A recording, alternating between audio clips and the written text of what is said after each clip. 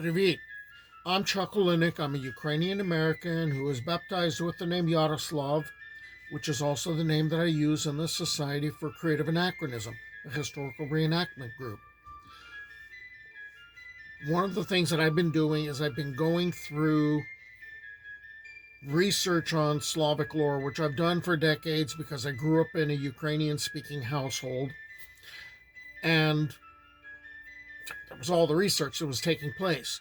Well, I realized that research was simply gathering dust in notebooks, and so I decided to start applying it a lot with my persona in the society. But also, I decided since I have a YouTube channel that I would share the information and use video to do that in order to encourage others within the society to look into doing Eastern European personae. And since it's winter, I've been telling a series of stories about winter characters and winter events. Since the solstice, I've told the tales of Ded Morozko, or Grandfather Frost, and of a character that sometimes is his granddaughter, depending on the story, Snehorochka, the Snow Maiden. Well, I couldn't leave it alone at just a few stories there. I did a bit more digging and found in some sources, including a collection of Ukrainian fairy tales, that there's a Babushka Khurtovyna, Grandmother Snowstorm. And she's like a personification of moist Mother Earth, a benevolent goddess. She doesn't just control the fertility of the soil, but also the weather, especially in winter. And, as far as there's the idea of really big snowstorms, hard winter, and the Chernozem of Ukraine becomes that much more fertile. Now, none of the characters in this story, except for Babushka Khurtovyna, or Grandmother Snowstorm, or Granny Snowstorm, uh, are named. It's all about the moral. So let's do this. Who will speak of the things of the things of old, and of the things that have been, of Babushka Metel, as the Russians call her, or Babushka Khurtovyna, as the Ukrainians call her, or Grandmother Snowstorm. Long ago, there was an old man who was a widower. He had a daughter.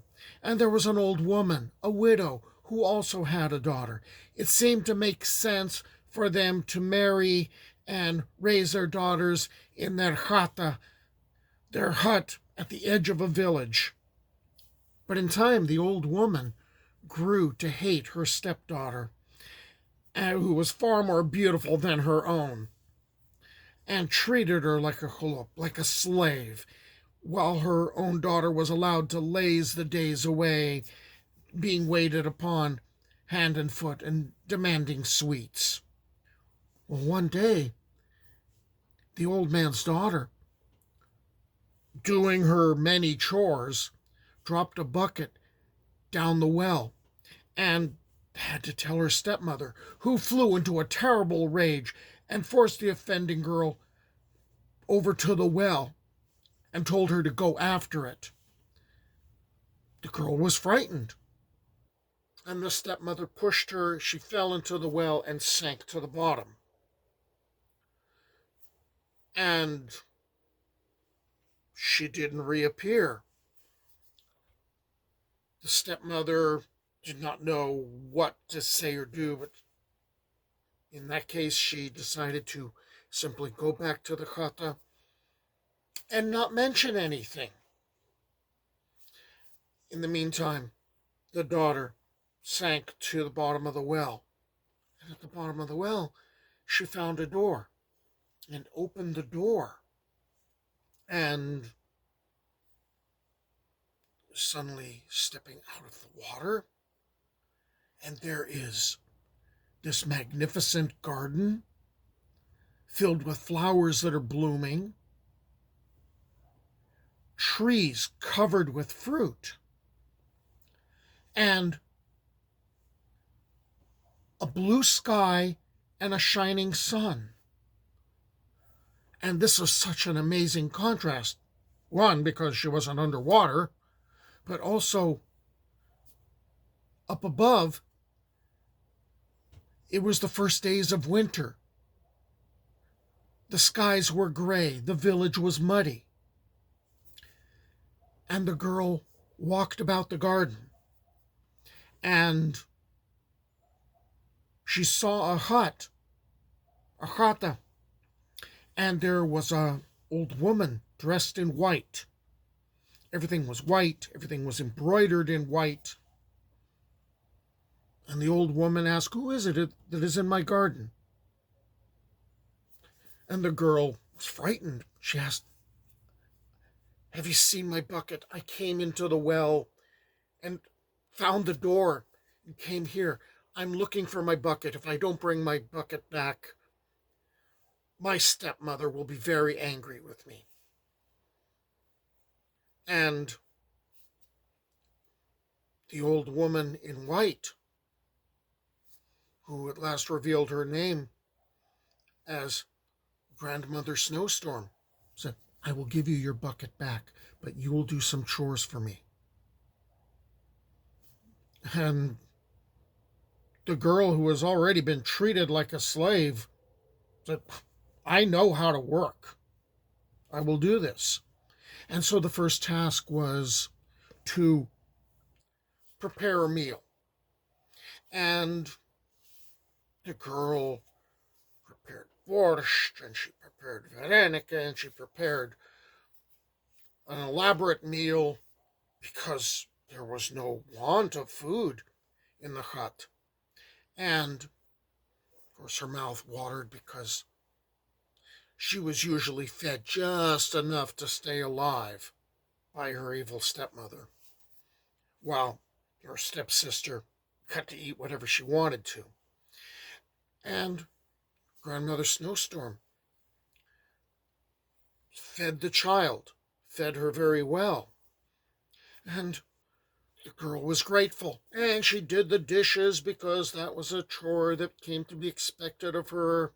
And it was the third chore which gave a surprise. "Make up my bed, and be sure to shake up the mattress well so I can rest my old bones."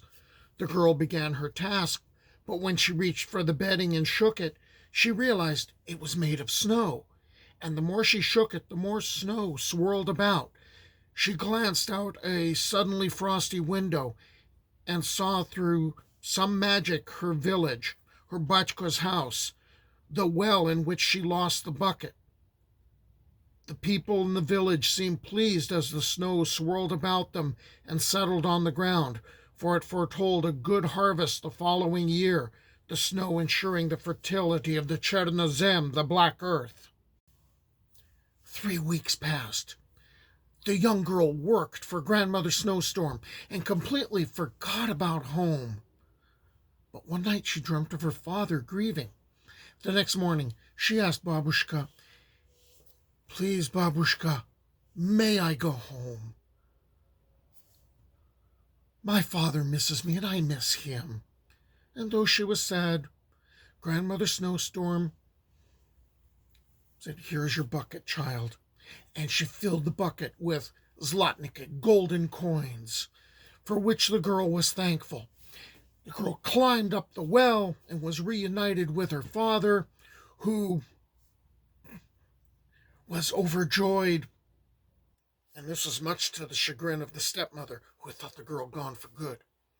So jealous was she of her stepdaughter's good fortune, she took a bucket and went to the well and dragged her own daughter along and convinced her own daughter, "You need to climb into the well."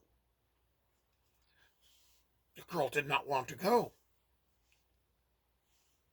The mother threw the bucket into the well and shoved her daughter in after the bucket and said, "You will bring us gold. You will bring us good fortune." Soon the daughter was put to work by Granny Snowstorm. But the girl had never done work before. She didn't know how to accomplish even the simplest of tasks. And after several days, Grandmother Snowstorm could not tolerate her and said, just go home. Go home to your mother." And the girl said, "I want to be paid."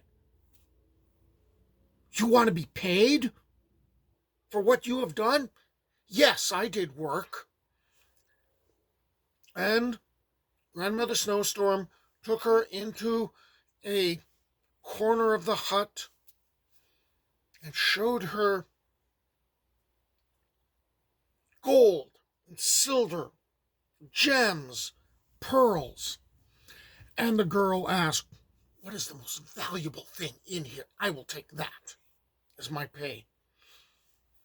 Grandmother Snowstorm showed her a pearl the size of her, it would fill her bucket. The girl said, "I want that. I want that. Give me that."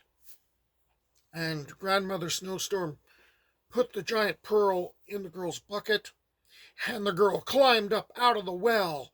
And so proud was she of her accomplishment, she ran to her mother. She ran through the village, showing off the giant pearl. But the sun started shining on the giant pearl, and the pearl melted. It turned out to be a giant snowball. And of course, the stepmother was angry. The girl was ashamed. She was the laughing stock of the village. But in the meantime, the man's daughter was a happy child, grew into a happy young woman, worked hard, was cheerful with everyone, and in time, a handsome young man came to court her, and the gold that was given by Grandmother Snowstorm served as her dowry, and they were wed. It was at the feast I heard this tale, there it was I drank mead ale. Though it flowed down my beard, my mouth stayed dry, for never a drop passed my lips, swear I.